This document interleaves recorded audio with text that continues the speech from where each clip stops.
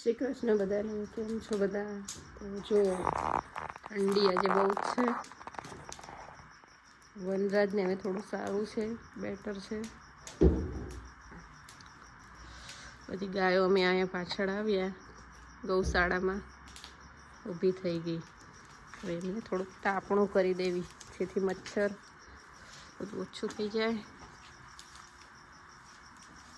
જો રાધાબેન પોતાના વીરને પોતાના બચ્ચાને વાલ કરી રહી છે.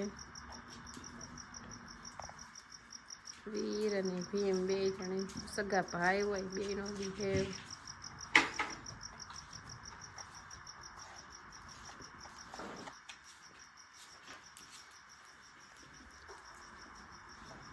આજે અમે આ લોકોને ફુલેવર હતું એ ખવડાવ્યું, મંગાવ્યું હતું બહારથી ને ફુલેવર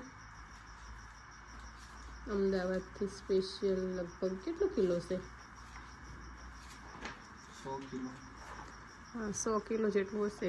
એટલે કાલે મંગાવ્યું હતું અને આજે બધું પૂરું કરાવ્યું. હમણાં સુધી મેં જ બધું કાપી ધારિયાથી કાપીને બધાને ખવડાવ્યું. થોડું લીલું વેજીટેબલનું પ્રોટીન બધું વિટામિન આ લોકોને મળી રહે.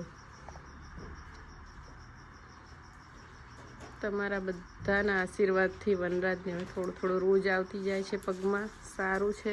કાલે ડૉક્ટર આવશે, ચેક કરશે, પછી કહેશે કે કેવું થયું. અને સવાર સાંજે એના ડ્રેસિંગ કરતા હતા. જો ઠંડી આજે બહુ જ ઠંડી છે, ખરેખર ઠંડી છે. બધું જમવામાં તો ભીંડાનું શાક હતું, કઢી હતી, ખીર બનાવી હતી.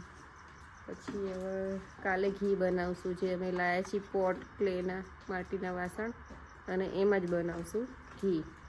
અને તમારે કોઈને ઓર્ડર કરવો હોય ઘીનો શુદ્ધ, જો જાંબલ રાધાના દૂધનું મસ્ત, ગીર ગાયના બધા ઘી દૂધ તો બધું વેચાઈ જ જાય છે. પણ એક ટાઈમનું અમે છાશ બનાવી નાખવી ઘી બનાવવા માટે, દહીં કરી, અને એક ટાઈમનું બધાને આપી દઈએ. બધાને પોતાના નાના બાળકો એમને પીવડાવવા માટે કે તમે બહુ જ સારું કર્યું કે ગીર ગાયો લાવ્યા. અને કોઈને લેવું હોય તો ઓર્ડર આપજો, મને મેસેજ કરજો. બાય.